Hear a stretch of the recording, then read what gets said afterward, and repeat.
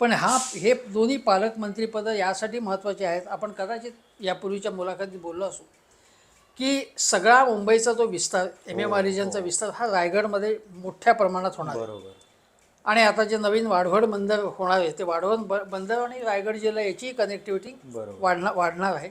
आणि नाशिकमध्ये कुंभमेळ्यानंतर नाशिकचं संपूर्ण परिवर्तन होणार आहे. म्हणजे नाशिकचं रूपांतर येत्या काही काळामध्ये मेगा सिटीमध्ये होणार आहे आणि धार्मिक पर्यटनाची एक नगरी म्हणून ती उदयाला येणार आहे.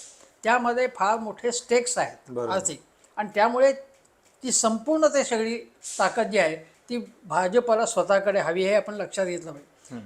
थोडक्यामध्ये एकनाथ शिंदेंची कुठलीच कामं होत नाही आहेत महत्त्वाची. प्रकल्पांना स्थगिती, त्यांच्या मंत्र्यांनाच फक्त टार्गेट केलं जातं आहे.